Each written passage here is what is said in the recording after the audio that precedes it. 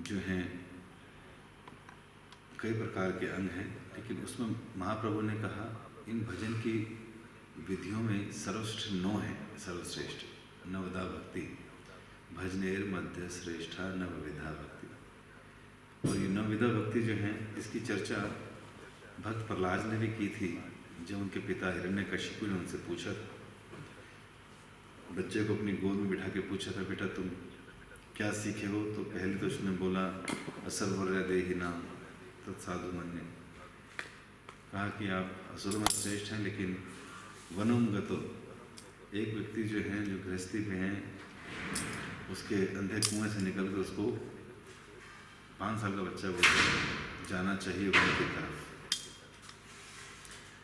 पिता ने सोचा बच्चे ने वैसे कुछ बोल दिया होगा। षंड और अम्बक को दोबारा बुला और कहा कि इसको ठीक से पढ़ाओ, इसकी शिक्षा जारी रखो। षंड अम्बक ने उनको खूब पढ़ाया, लेकिन जब फिर वापस आए प्रहलाद महाराज, तो हिरण्यकशिपु ने कहा, श्रीमद् भागवतम के 7वें स्कंद में कहा, प्रहलादनुचर्यतान्तात् स्वधितं किंचिदुत्तमं कालनेतावतायुष्मन् यत् शिक्षद गुरुर्भवान्। हिरण्यकशिपु ने कहा प्रहलाद को, काफ़ी लंबा समय हो गया तुम्हें स्कूल में जाते हुए, इसलिए जितना भी समय तुमने वहाँ बताया और जो कुछ भी अपने अभी तक वहाँ पे सीखा अपने गुरु से, मैं चाहता हूँ कि आप मुझे रिपीट करके सुनाएं, और उसमें जो सबसे अच्छा ज्ञान आपको लगा इतने दिनों की शिक्षा में, आप मुझे वो सुनाएं। हिरण्यकशिपु हम जानते हैं कि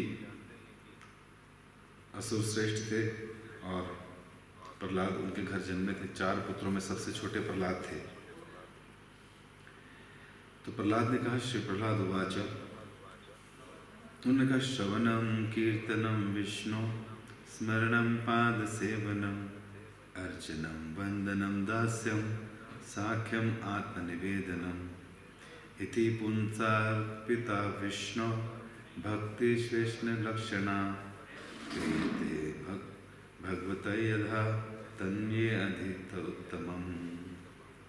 इसका मतलब क्या हुआ? उन्होंने कहा कि भगवान विष्णु के बारे में श्रवण करना, उनका कीर्तन करना, उनका स्मरण करना, ये जो 9 प्रकार की भक्ति है, ये किसी भी मनुष्य को करनी चाहिए, जो मैंने सीखा। और ये सर्वश्रेष्ठ है सारी भक्ति के, इसमें ये सबसे बड़ी, सबसे इम्पॉर्टेंट है। व्यक्ति को चाहिए कि वो अपना इन भक्ति, जिन्होंने ये सब सीख लिया, उनके मध्य में रहकर भक्ति के 9 विधि का पालन करे, जिससे कि वो अपने जीवन को सार्थक कर सकता है, पूर्ण ज्ञान प्राप्त कर सकता है। ये सुनते हम जानते फिर क्या होगा। प्रहलाद के ऊपर बहुत नाराज हुए थे उसके पिता, और उन्होंने उनको नाना प्रकार की यातनाएं दी। प्रहलाद महाराज इसलिए ये सब कर पाए क्योंकि उन्होंने अपनी माता के गर्भ में, कयादु के गर्भ में जब वो थे, उस समय जब इंद्र उनको मारना चाहता था कि हिरण्यकशिपु तो तपस्या कर रहा है, तो क्यों ना इसकी गर्भवती पत्नी को मार दें और आने वाले शिशु को मार दें, कहीं हिरण्यकशिपु से ज़्यादा बलवान ना हो। सोचना उनका ठीक था, और पुत्र बलवान भी उनसे ज़्यादा निकला भक्ति के माध्यम से, क्योंकि नारद मुनि ने इंद्र को रोक दिया और कहा कि तुम इसको मत मारो, क्योंकि इनके घर में एक अच्छा प्रहलाद भक्त जन्म लेने वाला है, जो कि कारण बनेगा हिरण्यकशिपु की मृत्यु का। और इस प्रकार नारद जी कयादु को अपने आश्रम में लेकर वहाँ पे रोज कथा की भगवान की। कयादु माता सुनती थी, कभी सो जाती थी, लेकिन प्रहलाद माता के गर्भ में पूरी कथा का श्रवण करते थे। तो हम देख पाते हैं कि किस प्रकार प्रहलाद महाराज का आज जीवन चरित्र हम पढ़ते हैं। इतने शुद्ध भक्त निकले, स्कूल में भी पढ़ाया बच्चों को, और जब उनको ऊपर यातना दी गई हिरण्यकशिपु के द्वारा, तो स्वयं भगवान प्रकट हो गए उनकी रक्षा करने के लिए। उनकी भक्ति का सोर्स जानने का प्रयास किया था षंड और अम्बक ने। कौन है हमारे आश्रम में, कौन आता है, गुरुकुल में कौन आता है जो उसको पढ़ा के जाता है, कौन बच्चा जो उसको कंटामिनेट कर रहा है। लेकिन ये सब तो गर्भ से सीखा है।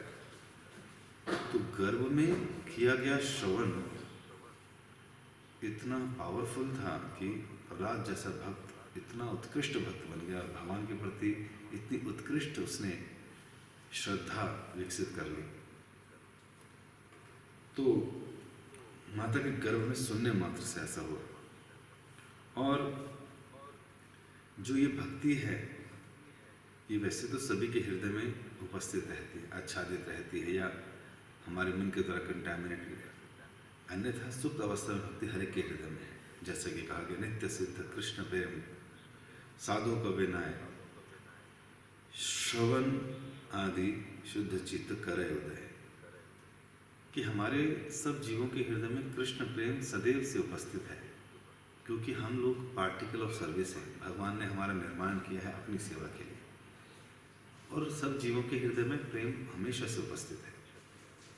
लेकिन भगवान पूर्ण स्वतंत्र हैं, हम माइंड इंडिपेंडेंस हमें भी मिली है, उसका मिसयूज करने के कारण हम इस संसार में हैं। अन्यथा हमारी जो ट्रांसेंडेंटल कॉन्स्टिट्यूशनल जो पोजीशन है वो है सेवा करना, श्रवण इत्यादि भगवान का। तो जीव का तो स्वरूप वही रहेगा, और कृष्ण के प्रति प्रेम भी रहेगा, क्योंकि कृष्ण ने उनको अपनी सेवा के लिए जनरेट किया है। लेकिन भौतिक कलमश के कारण, मिसयूज ऑफ फ्री विल के कारण हम लोग अपनी सेवा में और इस संसार के लोगों की सेवा में लगे। इसलिए श्रवण आदि शुद्ध चित्त करे हुए, जब श्रवण आदि इत्यादि करेंगे तो उससे हमारा चित्त शुद्ध हो जाएगा, और फिर वो भक्ति जो सुप्त अवस्था में है वो उदय हो जाएगा, उसका उदय हो जाएगा। तो इस प्रकार सबसे इम्पॉर्टेंट फैक्टर जो है, जो नवदा भक्ति है या जो 64 अंग है, उसमें सबसे इम्पॉर्टेंट फैक्टर है श्रवणम। क्योंकि श्रवणम के बाद ही हम कीर्तनम कर पाते हैं, या स्मरणम कर पाते हैं, या अन्य डिवोशनल प्रैक्टिसेस कर पाते हैं। इन सब में श्रवण का बहुत महत्व है। और हमारी जितनी भी सेंसेस हैं, हम देखते हैं भागवतम में भी कहा गया, कई प्रकार के जीव होते हैं, कईयों के सेंसेस डेवलप हैं, कईयों के नहीं हैं। कई लोग बोलते हैं अगर हाथ ना हो तो कैसे करें प्रभु जी, अगर जीवा ना हो तो कैसे करें प्रभु। श्रवण करके भी व्यक्ति भक्त बन सकता है। और हम जानते हैं परीक्षित महाराज के विषय में 7 दिन का समय था उनके पास। उन्होंने पूछा किसके विषय में सुनना चाहिए, तो कथा सुखदेव गोस्वामी ने करी, और भगवान के विषय में सुना उन्होंने, उससे उनकी गति हुई। और इसीलिए हम लोगों को भगवान ने इस शरीर में भी एक जिह्वा दी है तो 2 कान के छिद्र दिए, ताकि हम बोलें कम सुने ज़्यादा। अभी पूरे संसार में सारे झगड़े इसलिए हैं कि लोग कहते हैं मुझे सुनते ही नहीं, मेरी बात मानते ही नहीं, इनके कानों में जू नहीं रहती। तो घरों के भी जो झगड़े हैं, लड़ाई मार है, उसका कारण है कि हम श्रवण ठीक से नहीं कर रहे। कम्युनिकेशन के जब हमें स्किल सिखाए जाते हैं, या हम लोग और सेमिनार्स में जाते हैं, तो उसमें श्रवण का बहुत महत्व बताते हैं। भक्तों के जीवन में श्रवण का इसलिए भी इतना महत्व है क्योंकि उनको दूसरे भक्तों को गाइड करना होता है।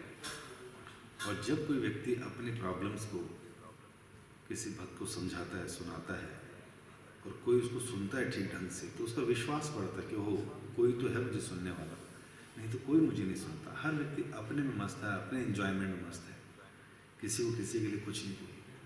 तो इसलिए जब कोई व्यक्ति किसी से सुनता है, धैर्यपूर्वक सुनता है, तो आधे से ज़्यादा प्रॉब्लम वहीं सॉल्व हो जाती है। घरों के झगड़े भी खत्म हो जाएंगे अगर ठीक ढंग से सुनने लग जाए। लोग इतने विचलित होते हैं कि तुरंत एक्शन कर देते हैं, तुरंत जवाब दे देते हैं, हाँ हाँ मुझे मालूम है ऐसा होगा, और तुरंत जो है बिना सुने ही रिजल्ट भी दे देते हैं। तो इसलिए भगवान ने एक ही जिह्वा लगाया कि भाई बोलो कम और सुनो ज़्यादा। और यही डिवोशनल प्रैक्टिस में सबसे इम्पोर्टेंट अंग भी है। ब्रह्मा जी ने भी हम जानते हैं कि सबसे पहले जो शब्द सुना था वो तप सुना था, तप सुना था। तप सुनने के बाद उन्होंने तपस्या की थी, तो वहीं से पूरी सृष्टि का आरंभ हुआ। ओम से ही सारी सृष्टि हुई। ओम अर्थात भगवान के शब्द ध्वनि। और इस प्रकार वेदों को भी श्रुति कहा जाता है, सुन के ही प्राप्त किए गए और आगे सुनकर ही दिए गए। तो जब ये वेद इत्यादि को सुना गया और आगे दिया गया, तो इससे पिछले युगों में केवल श्रवण इत्यादि के द्वारा ही आगे बढ़ते गए। लेखनी तो शुरू हुई 5000 साल पहले व्यासदेव जी के द्वारा। उससे पहले सब श्रुतिधर थे। श्रुति अर्थात सुनना, भगवान के विषय में सुनते थे और इस विद्या को आगे बढ़ाते थे। एवं परंपरा प्राप्तम एवं रजा आदर्शो विदम। गुरु परंपरा के द्वारा ये सारा आध्यात्मिक ज्ञान इस संसार में आया है, इसलिए श्रवण की इतना महत्व है। एक बड़ी अच्छी रिसर्च भी की गई थी जापान में एक साइंटिस्ट के द्वारा कि उन्होंने एक ऐसी मशीन डेवलप की थी जिसमें पानी छोड़ने के बाद उसके मॉलिक्यूल्स चेंज होते थे। अगर आप पवित्र शब्दों का उच्चारण करेंगे, लोगों को अच्छा बोलेंगे या ओम या हरे कृष्ण जैसे शब्द बोलेंगे तो उसके मॉलिक्यूल चेंज होते थे। फोटोज उन्होंने दिखाई कि पानी पर क्या प्रभाव पड़ता है अच्छे शब्दों का सुनने मात्र से। और अगर गले शब्द बोले, अब्यूसिव लैंग्वेज यूज करें तो उसी पानी के मॉलिक्यूल चेंज हो जाते हैं, डिसऑर्डर्ड होते हैं। ये तो जापान के साइंटिस्ट ने भी इसको जो है सिद्ध करके दिखाया कि श्रवण से ये प्रभाव पड़ता है। और 70-75% हमारे शरीर में पानी ही तो है और इस संसार में पानी है। सुबह से लेकर शाम तक लोग कुछ ना कुछ बोल रहे हैं, कुछ ना कुछ सुन रहे हैं, म्यूजिक सुन रहे हैं। आए दिन इतनी सारी ऐड आती हैं कि गाने सुनिए, ये करिए, वो करिए, लोग फालतू की चीज़ें सुन रहे हैं। इसलिए समाज में कहीं पर भी लोगों को सुख नहीं है, मेंटल पीस नहीं। लेकिन जब आध्यात्मिक चर्चा होती है, कथा का श्रवण होता है तो पॉजिटिवनेस आती है, लोग पवित्र होते हैं। तो इस प्रकार हमारा शरीर भी पॉजिटिव होता है, संसार के अंदर भी पॉजिटिवनेस आती है। और फिर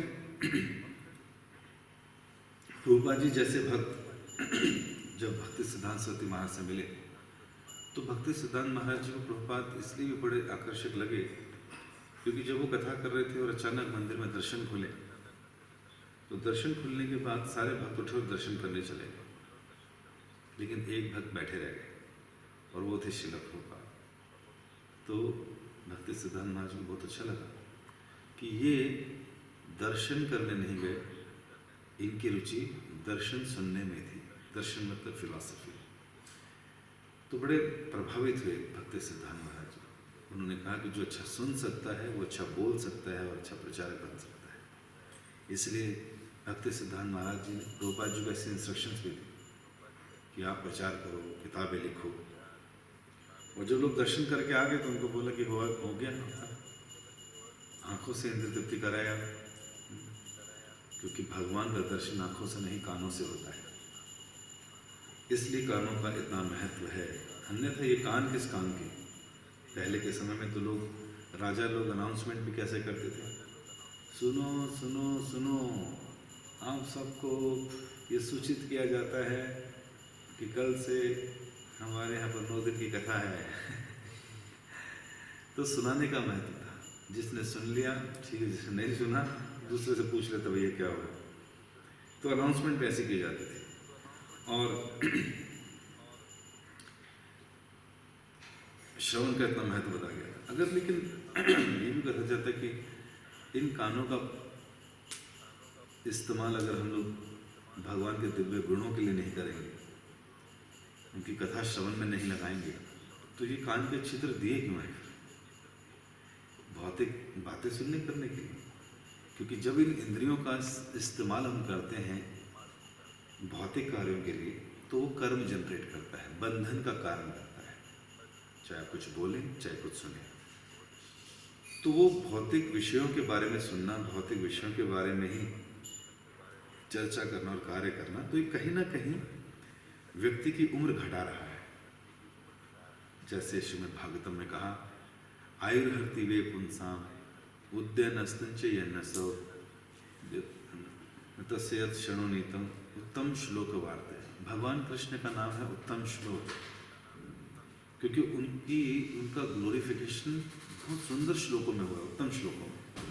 तो कह रहे उत्तम श्लोक वार्ता।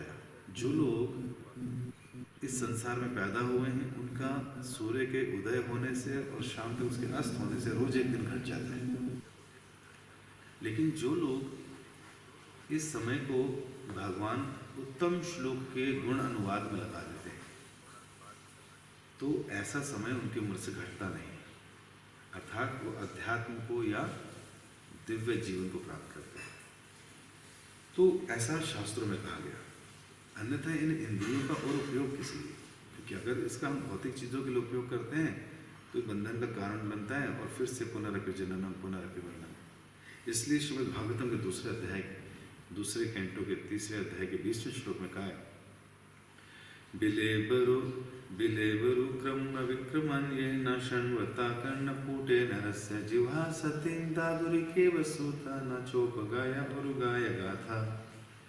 कहते हैं कि जो व्यक्ति भगवान के सुंदर गुण अनुवाद का श्रवण कीर्तन नहीं करता, तो ऐसे लोग, उनकी जीवा तो मेंढक की टाटर के समान है, उनका रोज कुछ ना कुछ बोलना, लेकिन उनके जो कान हैं वो स्थान है जहाँ पर के सांप अपना घर बनाते हैं। मतलब ये इन छिद्रों का कोई इस्तेमाल नहीं है अगर इसमें कृष्ण की कथा अंदर प्रवेश नहीं करते। जैसे बताया हमने कि प्रभुपाद जी का श्रवण के प्रति बड़ा ही रुझान था, तो कई बार हम देखते हैं कि एक बार हमको एक कथा में सुना था, मोहन गौरचंद्र को, हमारे भक्त हैं ब्रह्मचारी, वो बता रहे थे कि जब वो नए जुड़े थे, कथा सुनते थे बेस अपने कॉलेज में, तो अरेंजमेंट वगैरह वही करते थे, तो कई बार कुछ नहीं मिलता था, तो वो देखा गया कि क्लास में सबसे आखिरी में उठते हैं कथा के बाद। तो वक्ता को बड़ा अच्छा लगता था कि देखो ये सबसे आखिर तक बैठा है, प्रश्न सुन रहा है, उसके बाद सबसे आखिरी में जाता था। तो एक दिन पूछा वक्ता ने, भाई तुम्हारी बड़ी रुचि है कथा सुनने, तो तुम बहुत आखिरी में जाते हो, इट्स अ गुड साइन। वो कहते प्रभु जी मैं इसलिए लेट जाता हूँ क्योंकि जो ये अरेंजमेंट करता हूँ ना मैं, इसमें जो चादर बिछी हुई, मैं अपने जो साथ में रूममेट है ना, मैं उसकी चादर लाता हूँ, तो अब सब सुन के जाएंगे, सब उठ कर जाएंगे, तो ये मैं चादर लेके जा पाऊँगा, नहीं तो मेरे को डांट पड़ेगी। आउट ऑफ ह्यूमिलिटी उसको सुना रहे थे ऐसा, बट ठीक है ये इंसिडेंट हुआ भी होगा, लेकिन कथा में रुचि भी है। तो इस प्रकार रुचि होनी चाहिए कथा में। इन कानून का प्रवेश द्वार के अंदर कथा नहीं गई तो कोई फायदा नहीं है, इसलिए हमें सुनना चाहिए। और कथा को सुनने के लिए एक चीज़ और भी बताई जाती है कि इसे में राइट सोर्स से भी सुनना चाहिए। अब ये पता चल गया कि श्रवण का इतना महत्व है, कानों का इतना महत्व है, लेकिन अगर हम लोगों ने इनको सही सोर्स से कथा नहीं सुनी तो बड़ा मुश्किल हो जाएगा। कान वही है, हो सकता कथा भी वैसी लगे लेकिन डेस्टिनेशन कोई और होगी। किसी ने कहा वहाँ जाना, ट्रेन पकड़ना, टिकट लेना और वहाँ पहुँच जाओगे, वो वहाँ गया, उसने ट्रेन की टिकट ली, लेकिन किसी और ट्रेन में बैठ गया और कहीं और पहुँच गया। तो जैसे एक बार हुआ था ना, जब धुंधकारी जो धुंधली के पुत्र थे, याद है, तो उसने तो अपने पिता को भी निकाल दिया, माँ को भी पीटने लगा कि पैसे दो, इतना बेकार निकला था बच्चा। उसकी माँ कुएं में गिर गई, पिता भाग गए, मर गए कहीं जाके। इसने 5 वेश्याओं से शादी कर ली, लूटपाट मचाने लगा। उन वेश्याओं ने क्या कहा कि भैया अगर ये ऐसे लूटता पाटता रहे तो राजा इसको मार देगा, जेल कर देगा, हम भी मर जाएंगे इसके चक्कर में। तो धुंधकारी को क्या करा, जहर दे दिया, आग लगा दी, मुंह में कोयले डाल दिए, मर ही नहीं रहा था। 5 औरतें मारनी एक ही आदमी, बड़े कष्ट से मरा। और जब वो मरा तो प्रेत योनि में चला गया। जब खबर मिली गोकर्ण को, जो उनके भाई थे, कि तुम्हारा भाई मर गया, तो उसने कई तीर्थों में उसका पिंडदान करवाया, श्राद्ध इत्यादि करवाया। लेकिन जब गांव वापस आए तो रात में देखा कोई घोड़ा, कभी गधा, कभी राजकुमार, कभी भूत बनकर कोई सपने में आ रहा है, कोई सामने आ रहा है। पूछा कौन हो तुम? कहते भाई मैं तुम्हारा भाई हूँ, धुंधकारी जो प्रेत योनि में, मुझे यहाँ से बाहर निकालो। तो गोकर्ण का ठीक है। तो फिर उन्होंने पूछा बछाया, प्रयास किया, तो पता चला कि भागवत कथा करने से कुछ मदद मिलेगी इनको। तो भागवत कथा की, जो भागवत की कथा की, तो क्या हुआ था, धुंधकारी एक बांस की लकड़ी के अंदर आ गया जिसमें 7 गांठें थे, और गांव के लोग भी इकट्ठे हुए, सब कथा सुनने बैठ गए। गोकर्ण ने कथा सुनाई। रोज कथा करते थे तो एक एक बांस की गांठ फटाक फटाक फटती थी, 7वें दिन 7वीं गांठ भी फट गई और धुंधकारी प्रेत योनि से निकलकर एक सुंदर राजकुमार के रूप में आके प्रणाम कर कर भगवान के धाम चले गए। रथ आया वहाँ से, विमान आया। बाकी लोग कहते भाई सुनी तो हमने भी एक कथा, एक को क्यों लेके जा रहे हो? तो उन विष्णु दूतों ने कहा भैया खाली बैठने से काम नहीं चलता है। जिस प्रकार से रैप्ट अटेंशन से धुंधकारी ने कथा सुनी, मनोयोग से सुनी, पूरे भाव से सुनी, तो उससे उनको फायदा हुआ। और आप लोगों का ध्यान 50 जगह लगा हुआ था, इसलिए आपके लिए कोई विमान नहीं आया।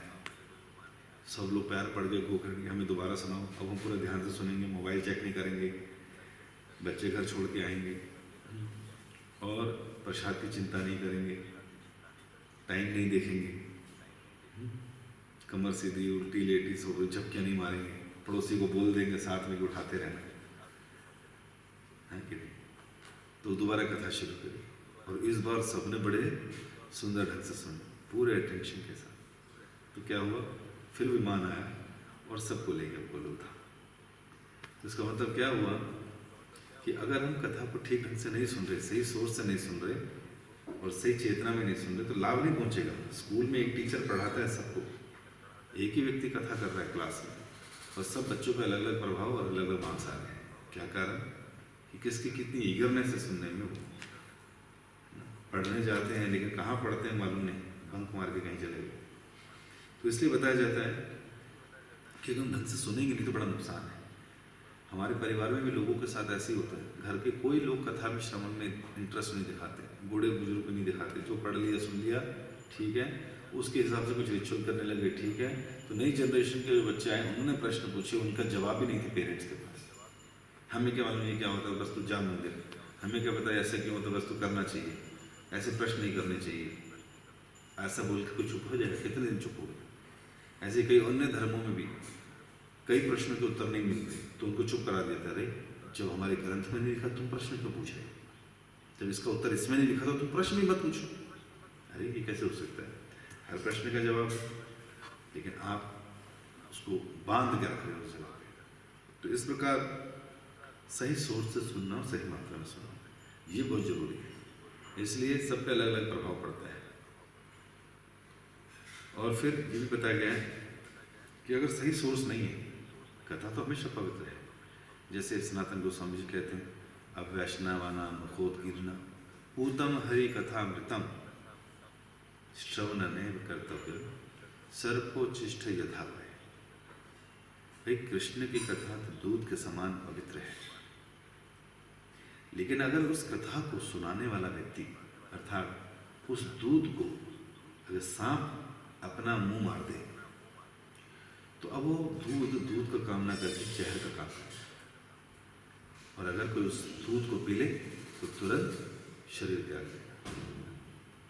उसी प्रकार भगवान कृष्ण की कथा बहुत पवित्र है, लेकिन इसको कई तरह के सांपों ने अपना मुंह लगा दिया है। कौन है ये सांप? ये वो सांप हैं जो ट्रेडिशनली कथाकार हैं, जो पैसों के लिए कथा करते हैं। इसलिए 5000 साल पहले लिखा गया कि कलयुग में अगर कथा के पीछे व्यक्ति का भाव पैसा होगा तो वो असर नहीं करेगी व्यक्ति पर। इसलिए जो प्रोफेशनल कथाकार है ये क्या करते हैं, ये शुरू में किसी भी विद्यालय से संस्कृत और भागवत की कथा का डिग्री ले लेते हैं, फिर अपना स्टाइल चुनते हैं कि क्या बनना है, कैसा दिखना है, बाल हटाएं या बाल रखें, कपड़े आधे लाल आधे पीले आधे सफ़ेद रखें या पटका अच्छा रखें, मूछें रखें या ना रखें, टोपी कौन सी पहने, फिर दाढ़ी कैसे स्टाइल की रखें। तो इस प्रकार तो अपना हुलिया बनाते हैं। फिर क्योंकि अब कथा आ गई, उनको गाने आ गया, उनको 2 साल के कोर्स में गाना सीख लिया, 2 साल के कोर्स में भागवत सीख लिया, 3 से 4 साल में वो एक अच्छा प्रवक्ता बन गया। कई श्लोक याद आ गए, इधर सुन उधर सुन, चुटकुले याद कर, फिल्मी गाने याद कर, सब कुछ तैयार कर लिया। अब कथा कौन कराएगा उससे, क्योंकि उसने तो रोज टीवी पर देखा है कि छोटे छोटे कथा व्यास बोल रहे हैं, बड़े बड़े स्पीकर बोल रहे हैं। हमारे गांव का लल्लू 7वीं फेल, हाँ हाँ, वो भागवत कथा शुक्ल भागवत विद्यालय से आज देखो कितना सुंदर सेटल हो गया। क्या हो गया जी? वो भैया कथा करता है, दिल्ली जाके कथा करता है, पुणे जाके कथा करता है, और यहाँ तक कि देश के बाहर भी जाके कथा करता है, शिप में जाके कथा करता है, अमेरिका में जाके कथा करता है। लोग कथा स्पॉन्सर कराते हैं। अरे जिसके पास खाने को कुछ नहीं था, आज देखो वृंदावन में 1000 से 2000 गज का उसका जमीन है, बड़ा बंगला बनाया है, अपने 2 होटल चल रहे हैं, एक स्कूल चल रहा है, 3 गौशाला हैं उनकी, और क्या है, एक धर्मशाला भी बनाई है, और उस धर्मशाला में उनके शिष्य लोग आके रहते हैं, जो दिल्ली से गुप्ता, अग्रवाल, वर्गीसा। तो ये लेकिन हुआ कैसे? ये लल्लू अचानक ऐसे कैसे महान बन गया? कहते हैं महान वो रहा विद्यालय, 2 साल में गाना सीखा, 2 साल में कोर्स सीख लिया भागवत का। तो फिर शुरुआती दिनों में ये सब लोगों को अप्रोच करते हैं, अपना कार्ड छपा के भागवत कथा का लोगों को अप्रोच करते हैं, सर घर पे कथा करवा लीजिए, बिल्कुल फ्री वर्क करूँगा, 1 पैसा नहीं लूँगा। फ्री करोगे? हाँ जी। आती है कथा करना? बिल्कुल आती है, आप सुनकर देखिए एक बार। तो व्यक्ति कहता है जब कथा कराया ही नहीं है, इसका सुना भी है, 7 दिन की कथा का बेनिफिट होता है, माता पिता ने बोला था करा लेना, तो जिसको बुला के कर लेते वृंदावन से, वो भी लिख देता वृंदावन से भागवत कथा का, 2-4 गुरु की फ़ोटो भी लगा देता ऊपर, जो महान गुरुकार होते हैं कथाकार, उनसे शिष्य बन चुका है वो।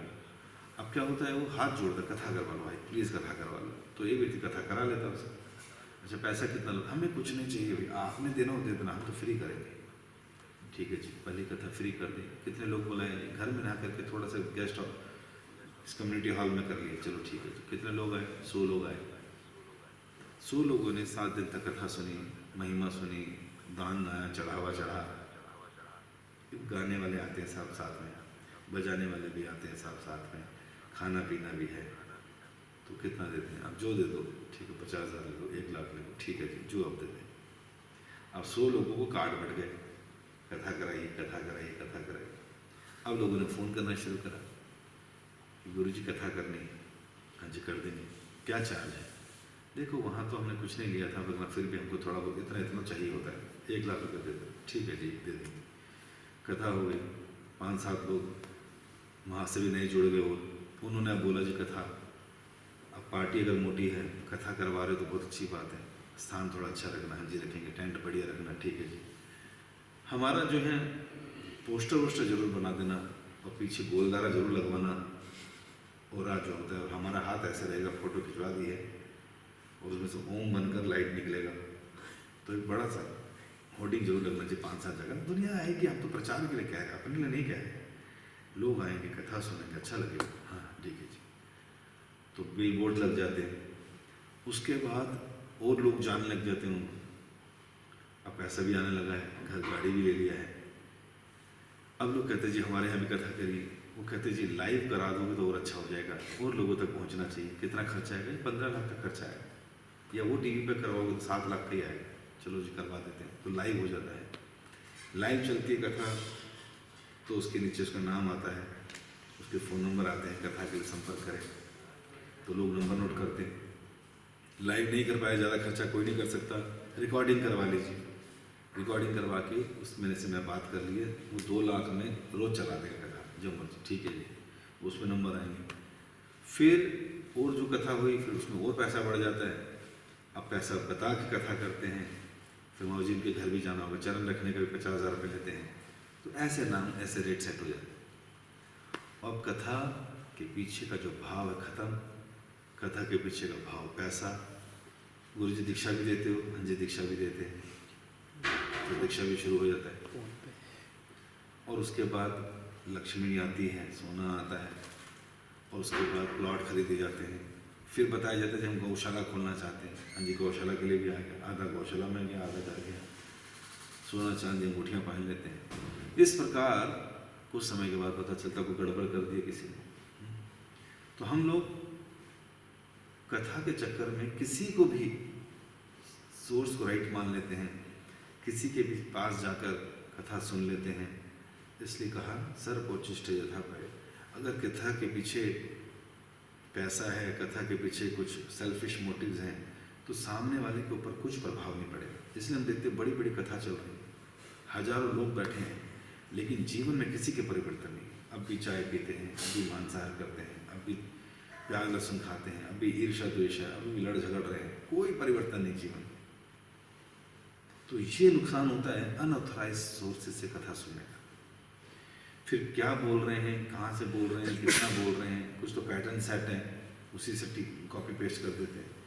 तो भक्तों को तो बहुत ज़रूरी है कि ऐसे लोगों से बचकर रहें, और जहाँ पर सेल्फलेस डिवोटीज हैं, जो लोग अपने जीवन में उस कथा को उतार रहे हैं, ऐसी कथा करने वालों से कथा सुने तो उसका प्रभाव पड़ेगा। इसलिए प्रभुपाद जी हमें एनकरेज नहीं करते थे 7 दिन की कथा की। वो कहते थे नित्यम भागवत सेवा श्रवण, संगवताम सा कथा कृष्ण पुण्य श्रवण कीर्तन। भगवान श्री कृष्ण की कथा सुनने से इससे ऊंचा पुण्य कोई नहीं है। सभी प्रकार की जो है अभद्र नष्ट हो जाते हैं। लेकिन क्या करें, नित्यम भागवत सेवा, रोज इसका सेवन करें कानों से। ये कानों की परफेक्शन है। एक एक इंद्री जो हमको दी गई है उसमें से कृष्ण को एंटर कराना है, तो ये हमारे जीवन की परफेक्शन है। इसलिए परीक्षित महाराज को इसका पूरा लाभ पहुंचा। और कथा जो है भगवान की इतनी पावन है कि सुनने से लाभ पहुंचता ही पहुंचता है। फिर ये भी कहा जाता है, कई लोग बोलते हैं कि कथा सुन ली, सब कुछ कर लिया, हम अगर चैंटिंग में इंटरेस्टेड हो, अगर हमारा रीडिंग में इंटरेस्टेड हो, नो डाउट वो सब करना चाहिए। लेकिन इसका मतलब ये कि श्रवण की महत्व को हम कम कर दें। आज हम चैंटिंग कर पा रहे हैं तो तब कर पाएंगे या कर पाएंगे कॉन्टिन्यूसली जब आप श्रवण करके उसका महत्व जान जाएंगे। रीडिंग कर पा रहे हैं तो रीडिंग से पहले उसका महत्व समझेंगे तो कर पाएंगे। कोई भी डिवोशनल सर्विस श्रवण के माध्यम से शुरू होती है, तो आध्यात्मिक जीवन का बिगनिंग श्रवण से ही होती है। और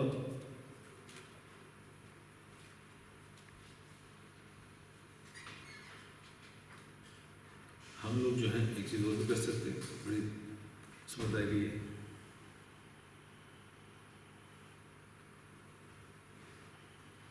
कि और किस तरह से सुनने के लिए और क्या योग्यता है।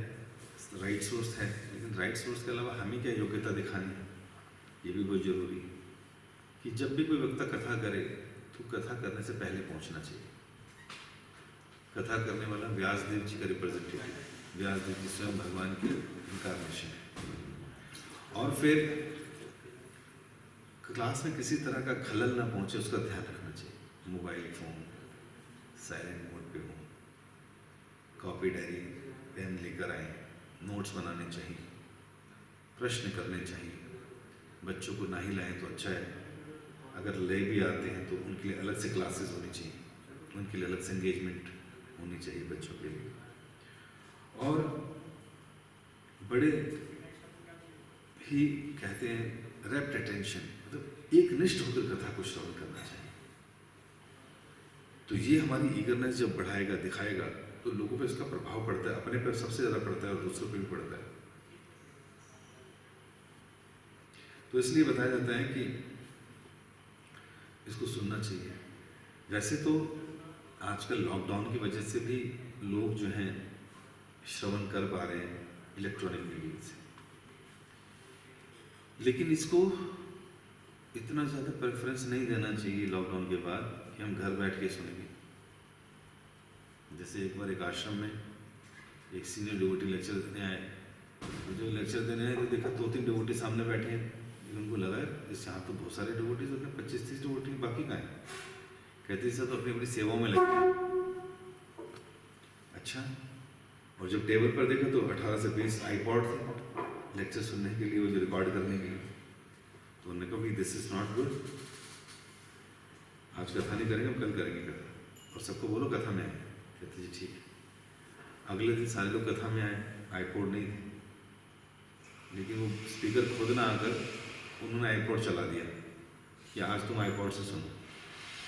तो सबने कहा सर ये अच्छा नहीं लगता जगन्नाथ सुधा।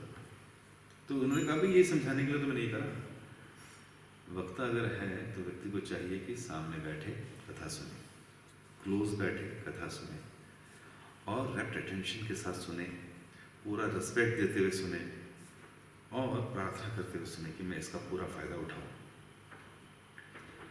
और क्या कहते हैं, जब कथा होती है भगवान की ना, तो क्या होता है कि सामने से सुनने से आप उनके इमोशंस को, उनके रियलाइजेशंस को डायरेक्ट परसीव करते हो।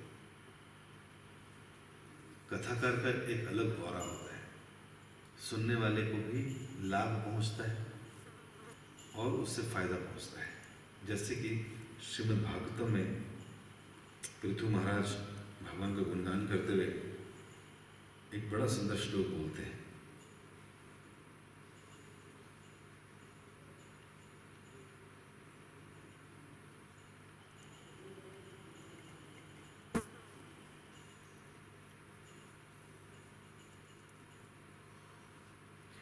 वो कहते हैं, स उत्तम श्लोक मुखच्युतो भवत्पदाभोज सुधाकरानिलः स्मृतिं पुनर्विस्मृतत्वमर्त्मना कुयोगिना नो वितरतलयवरे। इसका मतलब सुनिए, बड़ा पावरफुल मतलब है। कहते हैं पृथु महाराज को, मेरे प्रिय भगवान, आपको उत्तम श्लोक सिलेक्टेड ग्लोरीफाइंग, मतलब ये जो श्लोक है उससे आपको ग्लोरीफाई किया जाता है। और जब आपका ग्लोरिफिकेशन होता है तो आप के जो चरणों की धूल है और उससे समटे हुए सेफ्रन पार्टिकल्स है, तो जब कथा होती है तो उसकी वाइब्रेशन से जो भक्त लोग कथा कर रहे हैं, वो सैफरन पार्टिकल गोलोक धाम से वो उड़ते हैं और वो भक्तों के मुखारविंद से कथा के रूप में बाहर प्रवेश करते, बाहर निकलते हैं। और जो लोग रैप्ट अटेंशन के साथ भगवान की कथा सुन रहे हैं, उनके मुख से निकले हुए कथा के वो पार्टिकल्स उनके कर्णों के छिद्रों से अंदर प्रवेश करके उनके हृदय में चले जाते हैं और उनके हृदय को पवित्र करके वहाँ कृष्ण प्रेम जागृत करते हैं। पृथु महाराज ऐसा बोल रहे हैं भगवान के। फिर इसलिए जब हम लोग कथाकार के समक्ष बैठते हैं तो ये फायदा पहुंचता है। यहाँ पर ये नहीं लिखा कि कथाकार की कथा के सैफरन पार्टिकल्स पहले इलेक्ट्रॉनिक वायर से फोन पर जाएंगे, फिर फोन से पास के लगे ग्रिड में जाएंगे, फिर वहां से उनके फोन के कनेक्शन में जाएंगे तो उनको लाभ पहुंचे। उतना ना पहुंचे लेकिन थोड़ा कम पहुंचेगा। इसलिए प्रेफरेंस हमेशा डायरेक्ट परसेप्शन को दी जाती है कि आप बैठें, डायरेक्ट सुने तो उसका लाभ ज़्यादा है। उसके बाद दूसरे जो हमारे सोर्सेज हैं, चाहे वो इंटरनेट के थ्रू हो, चाहे और कोई कारण माध्यम हो, तो उसके द्वारा फिर समझना चाहिए। अन्यथा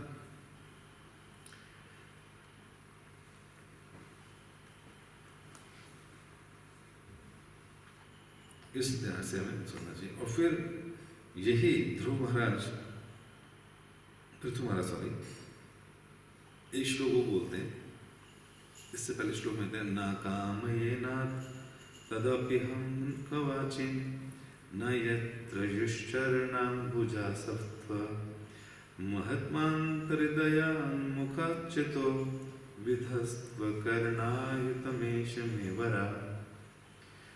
अब देखिए, भगवान अगर किसी से प्रसन्न उनको दर्शन दे दें तो हमें क्या मानना चाहिए।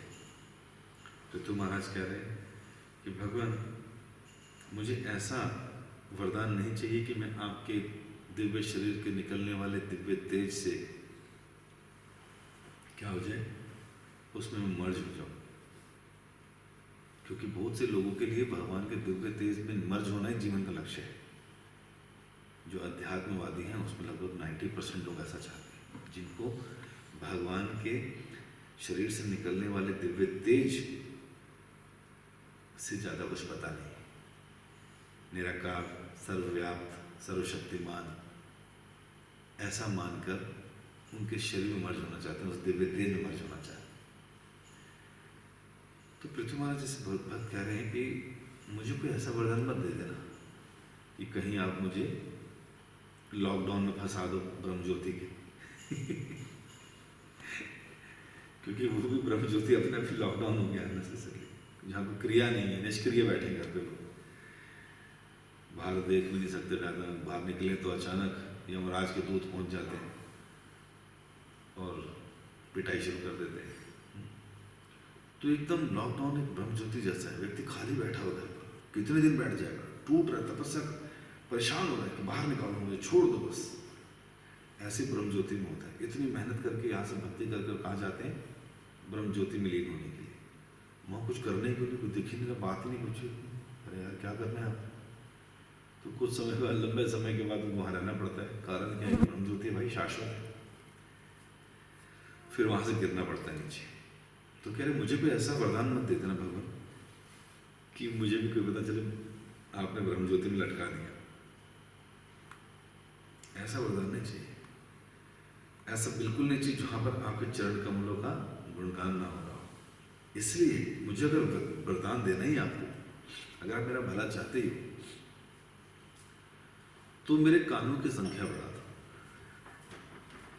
मेरे कानों की संख्या बढ़ा दो। कितनी कर दें, 5, 20, 50, कितनी, क्या लगता है कितने बोलोगे, कितने कान कर दो?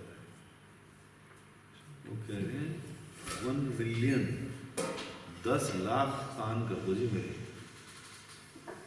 क्यों भाई 10 लाख क्यों, ताकि जहाँ जहाँ की कथा होती है ना, वहाँ से सारी कथा मेरे कान में प्रवेश करती है। मतलब भक्त ऐसा सोचता है, क्योंकि क्या है ना, भगवान की कथा जैसे अनंत शेष अपने हजारों फनों से सदैव भगवान की कथा करते रहते हैं, उनके गुणों का चर्चा करते रहते हैं और उनके गुणों की चर्चा करते रहते हैं। उससे क्या होता है, वो थकते नहीं और चर्चा करते रहते हैं। शेषनाथ और 4 कुमार सनत कुमार जो हैं वो उनसे कथा सुनते हैं भगवान की। ये सनत कुमार ब्रह्मा जी नारद जी को कथा सुनाते हैं, तो बड़े पावन कथा है। लेकिन ये कहना है इनका महाराज का कि मेरी 10 लाख कान कर दो, ताकि मैं हर जगह जहाँ भी कथा हो रही है ना, उन गुणों को सुन सकूं आपके। हम जैसे लोग जो संसारिक हैं, इस बहुत ही जगह में फंसे हुए हैं, जिनको कृष्ण कथा का इम्पोर्टेंस नहीं मालूम, उनके लिए शब्द बड़े चुभने वाले, बोरिंग है, उनको कथा बोरिंग लगेगी। What is this nonsense, 10 lakh कान, हु डिजायर्स, अनरीजनेबल डिमांड। मतलब ठीक है 2 की जगह 4 बोल, लेकिन 10 लाख कान चाहिए, ऐसा क्या है कृष्ण कथा? इसलिए बोलते हैं जिसको भगवान के नाम में, भगवान की कथा में जिसको इंटरेस्ट आता है ना, रुचि उत्पन्न होती है। ऐसी ईगरनेस बढ़नी चाहिए कथा के लिए, बढ़ती है लोगों की जिनकी होती है। वो कहते हैं कि धोती भी पहन रहा हूँ ना और पता चले कथा शुरू हो गई है, तो धोती वोती छोड़ के भाग पड़ता है व्यक्ति, वही कथा सुनने। बाद में खींच लेंगे, आगे पहन लेंगे। जैसे हमारे भक्त लोग शंख बजता है तो उल्टा कुर्ता सीधा धोती उल्टा कुछ पहन के भागते हैं 4:30 में आने के लिए। भगवान के प्रति इतना प्रेम है इसलिए नहीं, वो पता है कि बाद में 54 बार भगवान का नाम लिखना पड़ेगा 108 बार लिखना पड़ेगा। तो शुरू में दंड दे के कार्य कराया जाता है और बाद में इसमें राग उत्पन्न हो जाता है। तो कथा के लिए 10 लाख कानों की इच्छा की जा रही है। रूप गोस्वामी जी भी कहते हैं मेरे भी कान की संख्या बढ़ा दो, क्योंकि जब मैं बोलता हूँ कृष्ण तो इनसे प्रवेश कराने का मन करता है, कृष्ण को आनंद आता है। और हमारे जैसे लोग जिन्होंने इसका टेस्ट नहीं किया आज तक, उनके लिए बोरिंग है। यार क्या बात है, कथा सब बोरिंग, बोरिंग नहीं है कथा, ये हमें पीलिया हो रखा है। हिजरत गोपाल कृष्ण गोस्वामी अपने लेक्चर में बताते हैं कि हमें भौतिक बीमारी का पीलिया हो रखा है, और जिसको पीलिया हो जाए ना उसको मीठा बिल्कुल पसंद नहीं, कड़वा लगता है। गन्ने का जूस पिलाओ उसको लगता है जैसे काढ़ा पिलाया। क्यों? क्योंकि पीलिया हो रखा है, जीभ का स्वाद चला गया। लेकिन अगर वो गन्ने का जूस पीता रहेगा और जैसे जैसे पीलिया ठीक होता रहेगा तो धीरे धीरे मिठास आने लगी और एक दिन real taste of sugar cane पी लिया, मजा आएगा उसको। कब? जब पीलिया खत्म हो जाएगा या जीभ पे पड़े छाले, अविद्या के छाले जब खत्म हो जाएंगे तो वी विल वैनिश देयर। इसलिए हमारे को भी अपना पीलिया खत्म करना है। तो पीलिया खत्म होगा तब जाके कथा बोरिंग नहीं लगेगी, तब कृष्ण की कथा, उनके नाम के प्रति रुचि बढ़ जाएगी। एक एक बार कृष्ण को सुनेंगे ना तो शरीर पुलकित हो उठेगा, अष्ट सात्विक विकार आ जाएंगे। जैसे चैतन्य महाप्रभु जगन्नाथ जी का नाम बोल ही नहीं पाते थे, कोई सुनता था तो कान ऐसे खड़े हो जाते, गिर जाते, धराशायी हो जाते थे। ये भक्ति की उन्होंने पराकाष्ठा भक्तों के अंदर दिखाई कैसे होती है। आंसू निकलना, नीचे गिरना, कभी हंसना, क्योंकि कानों में कृष्ण प्रवेश कर गए, उनसे रहा नहीं जाता था। तो जो शुद्ध भक्त हैं वो इस तरह से कथा को रिलिश करते हैं। तो इस प्रकार वो कह रहे मुझे 10 लाख कान दे दो भगवान, ताकि मैं आपकी सुंदर कथा को सुन सकूं। एक बार कथा में बैठे थे यमराज जी और उनके साथ कुछ दूत भी आए हुए थे उनके।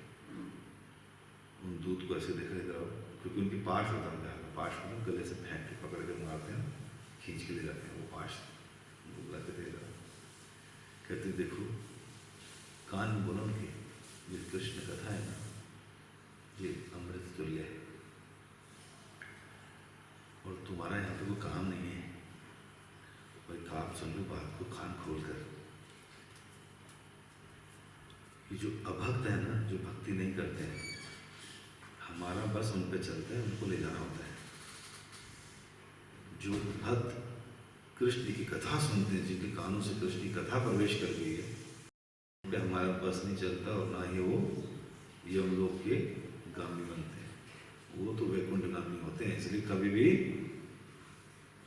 अपने दूतों को, कभी भी कृष्ण भक्तों को मेरे पास मत लाना। कौन बोल रहे हैं? यमराज जी बोल रहे, because he knows the importance of कथा। इसलिए मैं दूतों को समझा दिया। अरे तो पहले भी गलती की थी उन्होंने, नारायण बोलने पर अजा में बुलाने की। तो इस प्रकार ये उन्होंने कहा। फिर इतने सुंदर श्लोक कहने के बाद उन्होंने कान मांगे, उन्होंने बताई इंपॉर्टेंस कि भगवान के चरणों से निकली हुई धूल सेवरल पार्टिकल्स व्यक्ति के हृदय में जाते हैं, पवित्र कर देते हैं।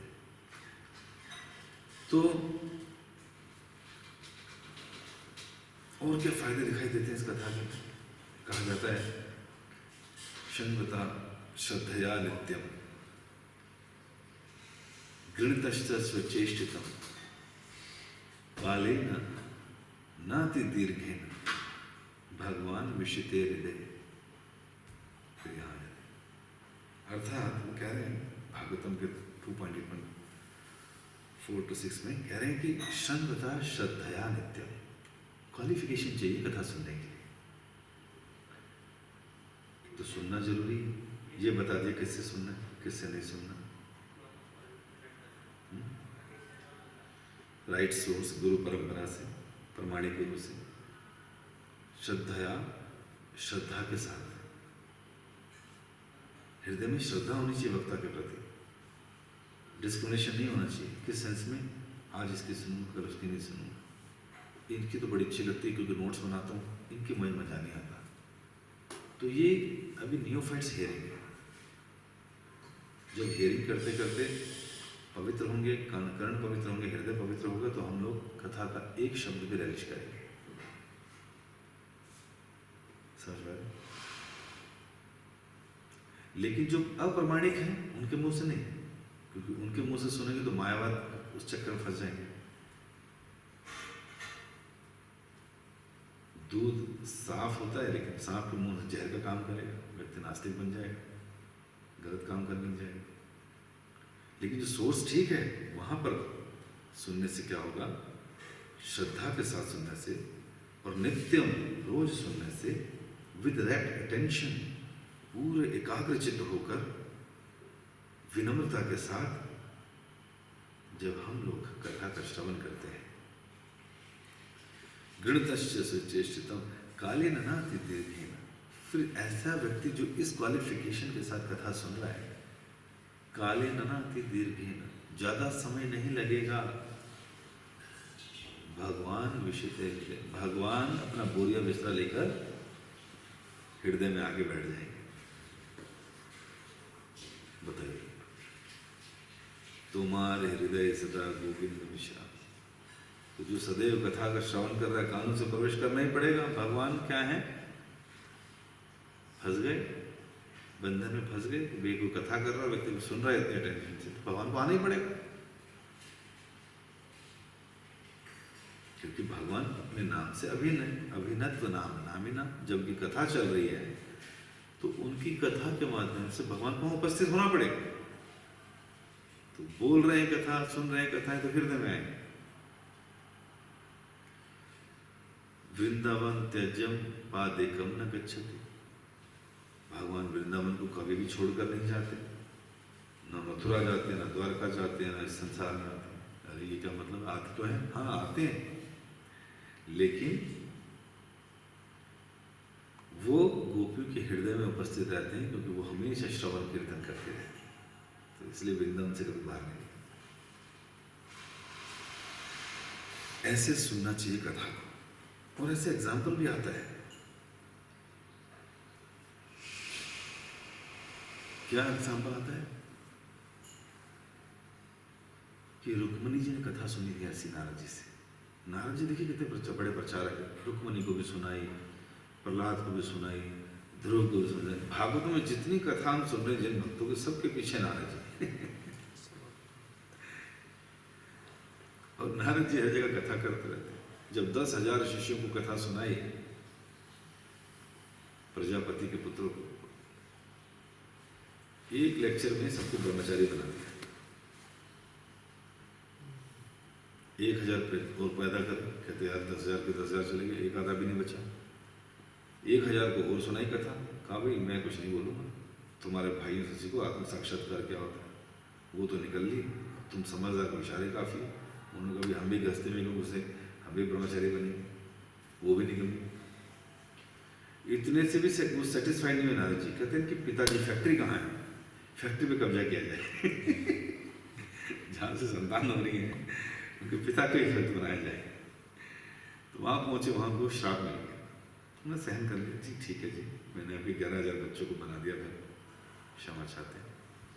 वो कहते हैं जी आप ना एक जगह कभी नहीं टिक पाओगे नारद, एक जगह बिल्कुल टिक। कहते थैंक यू, अब मिला ना प्रीचिंग का मौका। अब नारद जी जहाँ भी जाते हैं, चाहे वो भक्ति देवी से मिले तो उनका मदद, चाहे प्रहलाद से मिले, ध्रुव से मिले, रुक्मिणी से मिले, कयादु के बच्चे से, कहीं भी मिले तो कथा ही करते हैं। अब रुकते नहीं है, इसलिए हर जगह हम क्या देखते हैं, कथा करते रहते हैं, भक्त बनते रहते हैं। प्रभुपाद जी कहते थे जो नारद जी को श्राप मिला है वो हमारी पूरी गुरु परंपरा को मिला है, इसलिए हमारे गुरुजन भी और मैं भी कहीं एक जगह टिक नहीं पाता हूँ, कथा करने के लिए कहीं ना कहीं जाता रहता। और वही प्रभुपाद के डिसाइपल्स के बिहार में रुकते नहीं हैं, चलते रहते हैं, कथा करते रहते हैं। अगर इसमें गोपाल कृष्ण महाराज जब जाते हैं रशिया या दूसरी जगहों पर, तो एक एक दिन में उनके इतने लेक्चर होते हैं, इतने लेक्चर होते हैं कि सांस लेने की फुर्सत नहीं होती, ऐसी स्थिति, पानी पीने की फुर्सत नहीं। तो वो वरदान, सॉरी था तो शाप, लेकिन बन गया वरदान कि कथा करते रहते हैं, कथा चलती रहती है। तो ये महत्व है श्रवण का। और फिर रुक्मिणी ने सुना तो उसका लाभ पहुंचा, खाली सुनने से कृष्ण के गुणों को, कृष्ण को दिल दे बैठी। कृष्ण ने भी कहा ब्राह्मण को मैं भी नहीं सोया जब से मैंने सुना है कि कृष्ण मेरी कथा सुनती है। सबसे बड़ी बात देखिए ना, कथा का इंप्रेशन भगवान पे क्या पड़ता है। जब रोहिणी ने 16,108 रानियों के कहने पर कथा सुनाना शुरू करी और कृष्ण और बलराम कहीं दूर थे, वो कथा सुनते सुनते अपने वहां पहुंच गए और ऐसी कथा सुनी कि भगवान के हाथ पैर सब अंदर चला गया, आंखें बाहर निकली, महाप्रकाश लीला का उद्घाटन हुआ। बलराम जी की भी हालत, सुभद्रा की भी हालत, कृष्ण की भी हालत, की लीला को सुनकर। और इस प्रकार नारद जी ने फिर देख लिया, फिर आगे नारद जी, नारायण नारायण, भगवान आपका ये सुंदर रूप हम दोबारा कैसे देख पाएंगे? तो भगवान ने कहा कलयुग में दारू भक्त के रूप में चला गया। तो भगवान की जो हालत है जगन्नाथ जी की, हम देखते हैं जगन्नाथ जी को, तो ये जैसे इनको देखे तो समझ आ रहे भैया इन्होंने अपनी कथा सुन ली थी। अपनी कथा सुन के उनके साथ ये हुआ था, हमारा कब दिन आएगा जब हम भी कथा सुने और हमारे भी हाथ पाँव निकल जाए, हम बार हो जाए। तो ये है श्रवण का लाभ, ये है जगन्नाथ। इसलिए कहा मद आशा, हम कहते मद आश्रया कथा निष्ठा श्रवंती कथयंती च तपंत त्रिविधस्तापा नेत्र संचेतसा। जो व्यक्ति कथा का श्रवण करता है, तीनों ताप उसे तंग नहीं कर पाता। ये ताप तो दूसरे लोगों के लिए, कोरोना हो, चाहे सार्स हो, चाहे तीसरा वर्ल्ड वॉर हो, चाहे परमाणु बम हो, चाहे हाइड्रोजन बम हो, भक्तों के लिए ये बम, ये वायरस कोई मायने नहीं रखते। उनके लिए तो मायने रखता है कृष्ण कथा, कि कृष्ण कथा का बम फोड़ दो हमारे हृदय में, ताकि हम उसको सुनकर अपने जीवन को सार्थक कर सकें। इसलिए ये डर उनको लगता है इस तरह के वायरस से या उन सबको। नो डाउट कि भक्तों को भी डरना चाहिए, चिंतित रहना चाहिए, लोगों को समझाना चाहिए इसके, लेकिन वास्तव में इसको इसलिए नहीं डरना चाहिए क्योंकि मृत्यु तो सबकी होनी। आज मान लीजिए अगर लॉकडाउन की वजह से, कोरोना वायरस की वजह से लगभग 1.5 लाख 2 लाख लोग मर गए और अभी मालूम नहीं कितने और मरे, सोचनीय विषय है। लेकिन हम ये भी देख रहे हैं कि अगर सब लॉकडाउन की वजह से घर बैठे हैं तो बिना कोरोना वायरस के भी लोग काफ़ी रोज मरते थे। अगर आप रोड एक्सीडेंट पूरे संसार की उसकी फिगर निकाल लें तो कोरोना वायरस से जितने आज मरे हैं ना, वो एक दिन में मरते हैं 2 लाख लोग। इसके अलावा दूसरी बीमारियों से, जैसे चोरी, डकैती, आपस में गोलीबारी, तो कहीं ना कहीं सब बच गया। लेकिन भगवान का तो काम है संतुलन करना, समाज को चलाना, प्रकृति का काम ये सब करना, तो उसको तो जनसंख्या मेंटेन भी करनी है। भी अगर आज कोई व्यक्ति ऐसा नियम बना दे तो मृत्यु बंद हो जाएगी, बड़ी धीरे हो जाएगी। अगर यमराज लोग परेशान होकर मक्खी मारेंगे, हम क्या करें भाई? तो भगवान कुछ ना कुछ संसार को चलाने के लिए, बैलेंस करने के लिए करते रहते हैं। क्योंकि प्रकृति का दोहन करने वालों को चिंतित करना, दुखी देखना, फियरफुल रखना ताकि वो अच्छे बने, भला करें, इसके लिए धीरे धीरे समझेंगे लोग। तो कुछ ना कुछ समझाने सिखाने के लिए आया है कोरोना वायरस। इसलिए 3 ताप ऐसे व्यक्ति को कुछ नहीं करते जो भगवान की कथा सुनने में आनंद देते हैं। और क्या फायदा होता है? श्रीमद् भागवतम में कहा है, सतां प्रसंगा मम वीर्य संविदो भवन्ति हृत्कर्ण रसायन कथा, रसायन कथा तजोषणादपवर्तमनि श्रद्धारति भक्ति अनुक्रमिष्यति। कि भक्तों की संगति में भगवान के सुंदर पास्ट टाइम्स का डिस्कशन करना और सुनना, ये जीवन की सार्थकता है। और क्या है? Very pleasing and satisfying to the ear who hears such कथा। उनके लिए बड़ा सेटिस्फाइंग है। अन्यथा इस संसार में कोई चीज़ किसी को सेटिस्फाई कर सकती है? कभी नहीं। कितना ही अमाउंट ऑफ सेंस एंजॉयमेंट मिल जाए, never going to satisfy ourself. कोई चीज़ प्लीजिंग भी नहीं लगेगी, क्योंकि इस संसार में ड्युअलिटीज है, दुख है, सुख भी है, पैसा है तो निर्धनता भी है, रूप है तो कुरूप भी है, सर्दी है तो गर्मी भी है, दिन है तो रात भी है। इसलिए ये सारी ड्युअलिटीज व्यक्ति को परेशान करेगी। ये संसार इस तरह से बना है। लेकिन जो भगवान की सुंदर कथा का श्रवण करते हैं, वो कैसे फील करेंगे? Pleasing and satisfying. और इतना ही नहीं, अपने को अग्रसर कर लेते हैं मुक्ति के पथ पर। और फिर बताया है वो उन सब चीज़ों से, गंदगियों से फ्री हो जाते हैं। Attraction becomes fixed. और कैसे आगे बढ़ते हैं? श्रद्धा रति भक्ति अनुक्रमिष्यति। साधना भक्ति, भाव भक्ति, प्रेमा भक्ति को प्राप्त कर लेते हैं। प्रोसेस है श्रवण का।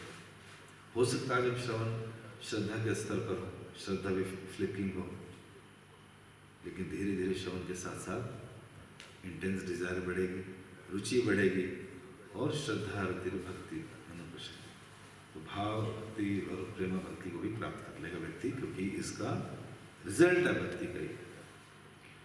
इसलिए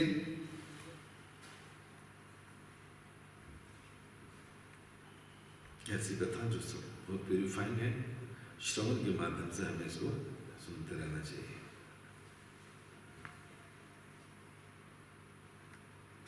और फिर ये भी कहा गया है, अगर हम लोग भगवत गीता से थोड़ा चर्चा करें तो Arjun was also in dilemma कि करूं ना करूं, लड़ूं ना लड़ूं, बड़ा कंफ्यूज था।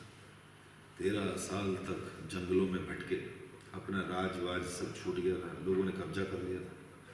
कुंती महारानी जिसको राज भोगना था, वो बेचारे बच्चों के साथ घूम रही है सड़कों पर, जंगलों पर। द्रौपदी 5 भाइयों की एक पत्नी, भरी संभाव में उसके वस्त्र हटाए गए, प्रयास किया गया, और उसके बाद जंगलों में पीछा नहीं छोड़ा, वहां भी यात्रा देने की कोशिश की। अब समय था लड़ने का, अब समय था अपना सब कुछ वापस लेने का, बदला लेने का। अर्जुन कहते नहीं भगवान, मैं युद्ध नहीं करूंगा, भगवान भी मिला है दुर्पिट्टे में, इतना कुछ हुआ इनके साथ, ये फिर भी अपने पंडित जैसी क्वालिफिकेशन दिखा रहे। तो फिर क्या हुआ, अर्जुन ने कहा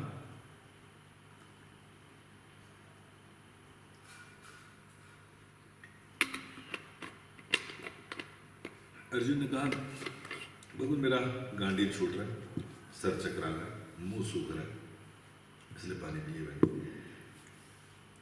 तो मैं लड़ूंगा नहीं। भगवान ने कहा भैया तत्सुनो, अब सुनो फिर। तो भगवान ने सुनाना शुरू किया, शरणागति प्राप्त की अर्जुन ने, और सब कुछ सुनने सुनाने के बाद आखिरी में भगवान ने कहा श्रद्धावान सूयश्च शुनयेदा वीर्यो नरा। कह रहे भगवान अर्जुन को, one who listens with faith and without envy, ईर्ष्या भी नहीं होनी चाहिए और विश्वास के साथ सुनना चाहिए, जो सुनता है ऐसा, becomes free from all reaction, sinful reaction, और क्या प्राप्त करता है, ऑस्पिशियस प्लैनेट्स और हायर प्लैनेट्स और फाइनल टू मी। ये बोल रहे हैं भगवान अर्जुन को। फिर कहा, ओ सन ऑफ पार्थ और conquer of wealth, have you heard this with the attentive mind? इतनी देर से जो मैं बोल रहा हूं, क्या तुमने ध्यानपूर्वक सुना उसको? And are your ignorance and illusion now डिस्पेल्ड?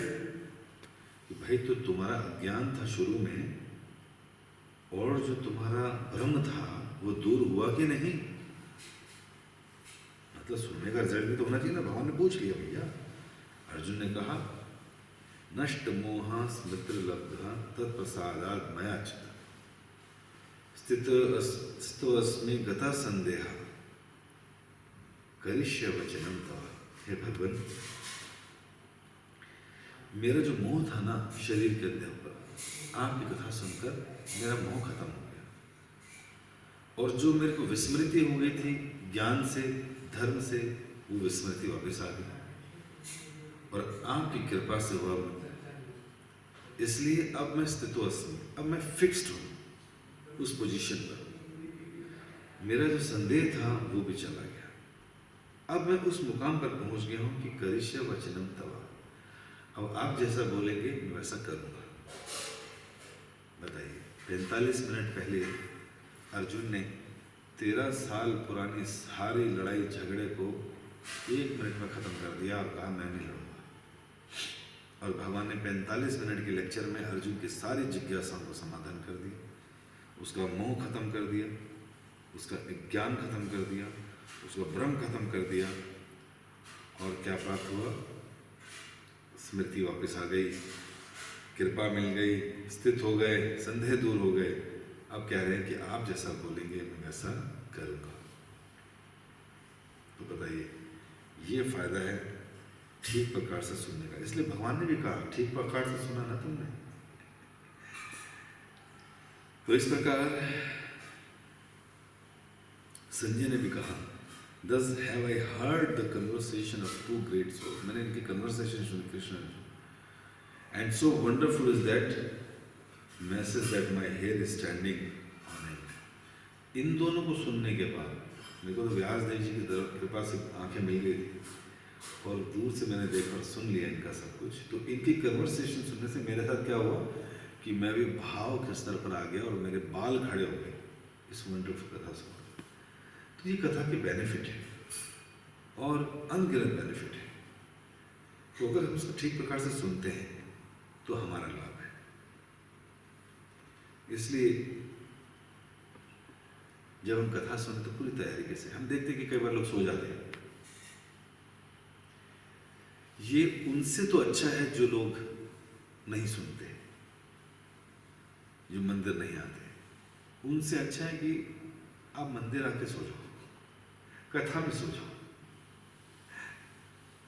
बैठा नहीं जा रहा लेट जाओ, बैठा नहीं जा रहा खड़े हो जाओ, चलने लग जाओ। भूख लग रही है खाने लग जाओ, लेकिन सुनो। तो सुनने का बहुत फायदा है। ऐसे ऐसे भक्त हुए हैं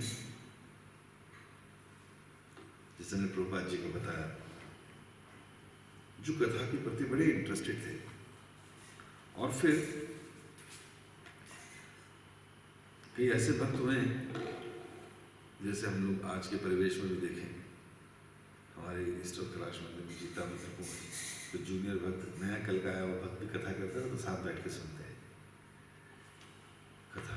उनको कृष्ण उठाने उसमें से, जैसे परमहंस होते हैं ना, दूध और पानी में से दूध निकाल लेते हैं, उसी तरह ऐसे अच्छे भक्त कोई भी कथा करे उसमें से उसका वर निकाल लेते हैं। कई लोग कहते नहीं बाबू जी जैसे मायापुर में होता है कथा तो बंगाली में होती है, तो वहाँ पर जैसे प्रभुपाद डिसाइपल है जैन निवास पंचंग बंगाली, ये लोग क्या करते हैं बंगाली कथा में बैठ जाते हैं, समझ पल्ले कुछ नहीं पड़ती। लेकिन ये दिखाता है कि देखिए कथा तो भगवान की चल रही है ना, वो कथा शब्द ब्रह्म है और वो मुझे मेरा फायदा करेगी, आत्मा का फायदा करेगी, मैं इस भाव से सुन रहा हूँ तो लाभ पहुँचता है 100%। एक बार मैं हिज ऑनर गोपाल कृष्ण गोस्वामी के लेक्चर में बैठा था, तभी मुझे एक फ़ोन आता है रशिया से। मेरे मित्र हैं, नाम भूल वाचस्पति ऐसे कुछ कहते प्रभु कैसे महाराज प्रभु। मैंने कहा यस प्रभु is Gopal Krishna Maharaj is giving lecture. मैंने कहा यस प्रभु। You are in Punjabi Bagh. मैंने कहा यस प्रभु। So I have a request प्रभु। मैंने कहा yes, just keep your phone on. I want to listen lecture. But Prabhuji, this lecture will be in Hindi. No problem, no problem. शब्द ब्रह्म गुरु मुखपद वाक्य चीते कौरी है क्या प्रभु। गुरु स्पीकिंग कथा, no problem, he is speaking शब्द ब्रह्म. I may be not knowing the Hindi, but my soul will be enlightened by Guru Maharaj's voice. जब मैंने ये सुना I was very much touched by his sincerity. और फिर phone को on करके मैंने रख दिया। 1-1.5 घंटे का लेक्चर वो पूरा सुनता रहा, कुछ पल्ले नहीं पड़ा होगा। गुरु की वाणी कानों में जा रही है इसलिए। तो ऐसे भक्त आसमान के भक्तों की बात नहीं कर रहे, ये वो भक्त बता रहे हैं जो इस समय एग्जिस्ट करते हैं।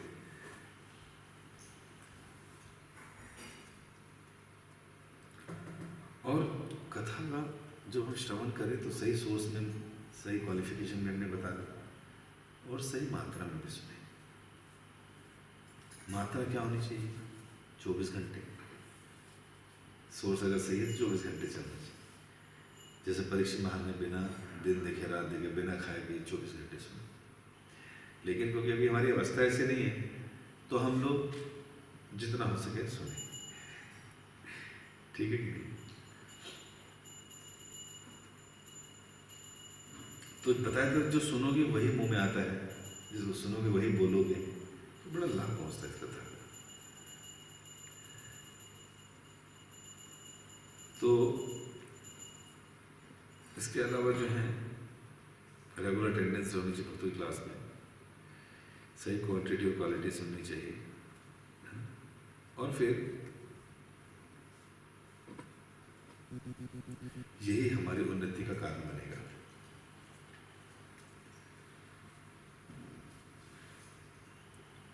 ऑफेंसिव हेयरिंग नहीं करना चाहिए, अर्थात डिस्क्रिमिनेशन, कथावाचक की निंदा, चर्चा या उसके प्रति नेगेटिव भाव रखना या एनवी हृदय में रखना, ऐसा नहीं करना चाहिए। कथा से अपने अपने जीवन में उतारने के पॉइंट्स नोट करें और आगे बढ़ें। तो हमारा एटीट्यूड जो है बड़ा ही सही होना चाहिए। पूरा शरणागत होकर प्रश्न करें, गुरु परंपरा से आने वाले सारे स्पीकर्स का कथा का श्रवण करें, सेवा की भावना से सुने। कथा को सेवा की भावना से सुनना चाहिए कि ये मैं सेवा कर रहा हूँ। अगर मान लीजिए अभी इंटरेस्ट नहीं है, टेस्ट नहीं है, बोरिंग लग रहा है, बट स्टिल कथा में बैठकर मैं सेवा कर रहा हूँ, मुझे सुनना चाहिए। और प्रार्थना करनी चाहिए भगवान से, जो मैं सुन रहा हूँ मेरे कानों में प्रवेश करे, अच्छा श्रोता बनूं और ये टीचिंग अपने जीवन में उतार सकूं।